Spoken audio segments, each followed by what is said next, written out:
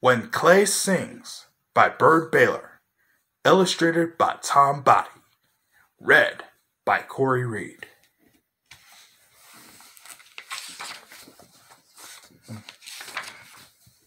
There are desert hillsides where ancient Indian pottery still lies half buried in the sand, and lizards blink at other dusty lizards that were painted on those parts 1,000 years ago.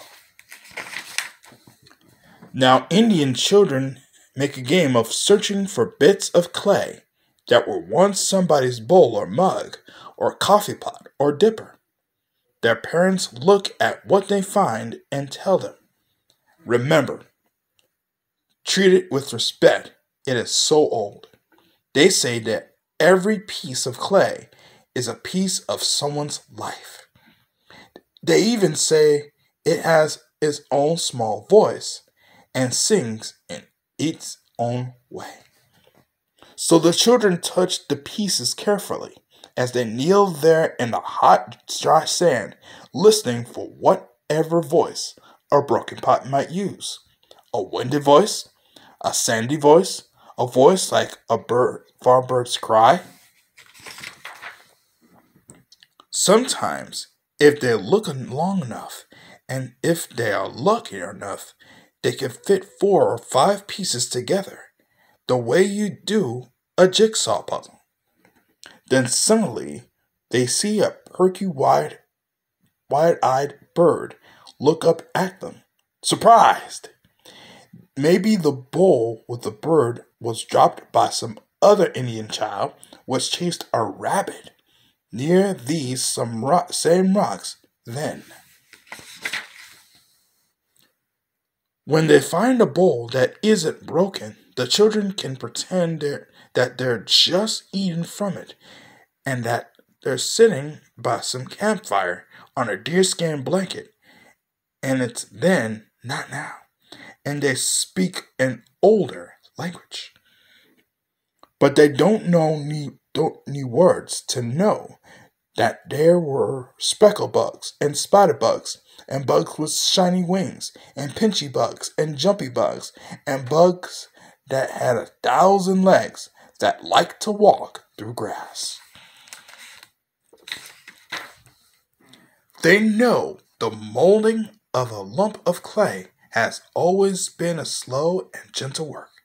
No hurrying, no rushing. Hands that shape the earth this way have time to know the cool touch of the sand. Woman then must have spoken to the earth as they took its clay. They must have sung special songs for shaping the bowl, for polishing it, for baking it, so it would be strong enough to last long after that tribe was gone. Once somebody sitting on the ground outside a high cold cliff house thought, "It'll make this bowl as pretty as I can." And she painted what she liked the most: stars and moon and sun and whirlwinds. Was the sun shining as she worked? Were her own brown naked children playing near? Was there a shiny dog? Was the smell of cooking in the air? Did a man come back from hunting and shake his head? And on another day, did she paint that hunter too? Sometimes children may have said, but in that other language, "Mama, make a bowl with pictures of big animals for me. Big fierce creatures that'll hunt someday." So she drew mountain lions and wildcats and even a man wrestling a bear. Or is it a bear wrestling a man? The colors are still bright.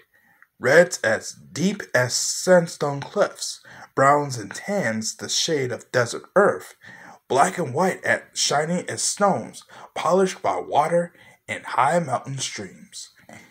There were 1,000 shapes to draw: horned toads and lizards, butterflies, turtles, and beautiful leaping fish. and deer and mountain goats and antelope and that flashed across these canyons. Always faster than the boys who knew their trails and followed them among the rocks. They even draw the scariest things they could think of. Call them monsters, call them night spirits, call them anything. Children make them up today, and they still have the same scary look in their eyes. Many a child must have eaten rabbit stew for supper out of bowls with rabbits painted on them. Here's a hunter who used a fine long net for catching rabbits, but what rabbit couldn't jump through the hole in the dish? This child was sick, and they called a medicine man to cure him. What magic is he using? What special chants and dances and whispered words and feather wands may have helped a boy get well again? And did medicine made from dried roots and flowers and wild yellow grasses taste like pink medicine taste now? Indians who find this pottery today say that everything has its own spirit, even a broken pot. They say that clay remembers the hands that made it. Does it remember the cornfields too, and the summer rains, and the ceremonies that held life together? Here are the masks, and the costumes, and the great dancing figures. Here's the flute player bent low over his song. Songs had to be powerful enough to make rain fall and winds blow and seeds sprout in the dark earth. Songs had to be powerful enough to keep warriors safe and lead the hunter to the deer and make summer always follow winter and hold the sun in its proper path across the sky and keep life moving on from tribe to tribe. They say that even now the wind sometimes finds one of those songs still in the clay and lifts it out and carries it down the canyon and across the hills. It is a small sound and always far away, but they say sometimes they hear it. The end. Don't you go nowhere. There's more Corey's Bedtime Stories second season finale to come with a recap for The Tonight Show. And that's coming up next.